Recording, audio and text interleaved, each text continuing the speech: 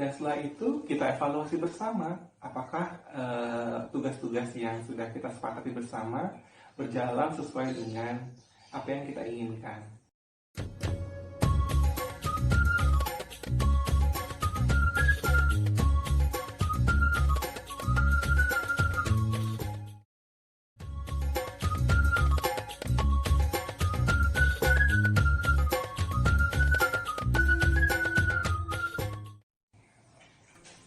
Assalamualaikum warahmatullahi wabarakatuh. Jumpa lagi dengan saya Budi di Cerita Susi dan Budi.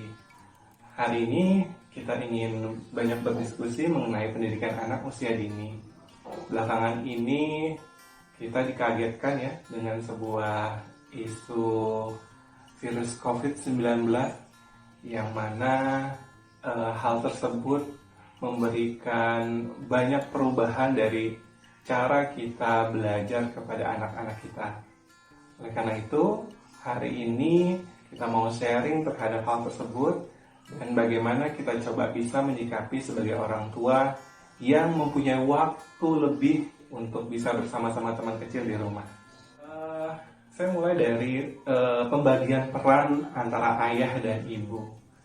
Untuk kondisi ini sebenarnya pembagian peran ayah seharusnya bisa dimaksimalkan untuk anak-anak kita di rumah. Kenapa harus dimaksimalkan? Karena sosok ayah seringkali tidak ada saat anak-anak kita membutuhkan. Karena keterbatasan itulah makanya saya berharap para ayah menggunakan waktu ini untuk semaksimal mungkin bisa berdekatan dengan anak-anak kita. Dan ibu menjadi pendorong sebenarnya untuk para ayah bisa menjadi leader utama dalam proses pengasuhan untuk anak-anak kita. Kondisi saat ini, para orang tua harus terpaksa melakukan aktivitas pekerjaannya di rumah. Oleh karena itu, bebannya menjadi luar biasa berat ya. Yang pertama harus memenuhi kewajiban dan tanggung jawabnya di kantor, namun bekerjanya di rumah. Di samping itu juga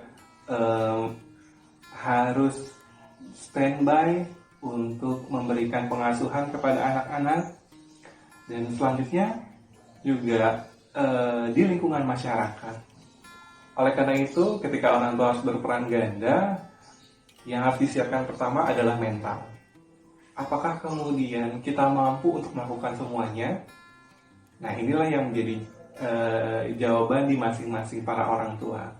Ketika kita sudah meyakini bahwasanya diri kita mampu untuk melakukannya, secara otomatis tubuh ini merespon dengan sesuatu yang positif, dan pekerjaan-pekerjaan yang tadinya menumpuk menjadi bisa didistribusikan dengan baik.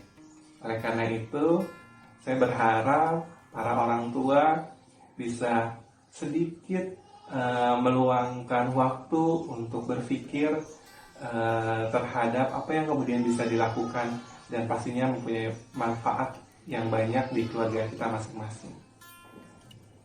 Oke, apa yang bisa kita lakukan di rumah?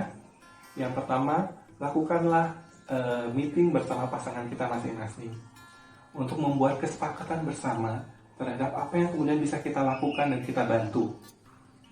Ayah dan bunda perlu menyisihkan waktu luang untuk membuat schedule penanganan pengasuhan di rumah, sehingga beban kerja yang ayah atau bunda bawa dari kantor tidak merasa terbebani saat kemudian bekerja di rumah, disambi dengan pengasuhan untuk anak-anak. Kemudian yang selanjutnya, setelah agenda dan meeting itu selesai, maka kemudian kita mendistribusikan tugas apa yang bisa kemudian kita distribusikan. Jangan lupa saat kita membuat tugas dan distribusi tugas, libatkan kakak, libatkan mbak, libatkan nenek atau kakek, dan libatkan orang-orang yang ada di lingkungan rumah kita masing-masing. Jangan sampai agenda itu kita buat hanya dari versinya orang tua, sehingga kemudian nanti saat program itu dijalankan, mereka yang ada di rumah merasa tidak tahu. Oleh karena itu, libatkan mereka untuk kita buat program pengasuhan di rumah masing-masing. Dan setelah itu kita evaluasi bersama apakah tugas-tugas yang sudah kita sepakati bersama berjalan sesuai dengan apa yang kita inginkan.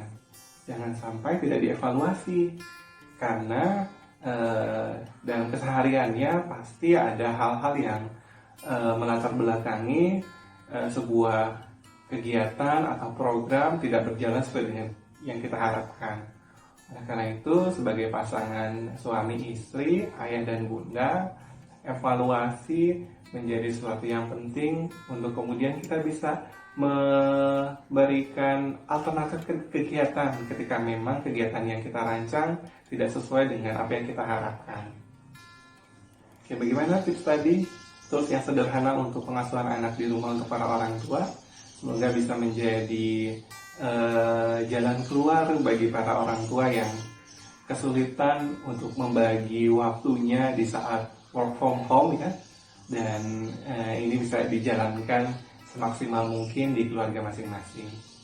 Ada satu kata kunci yang bisa menjadi jargon kita nih di saat para orang tua work from home, yaitu adalah sinergitas.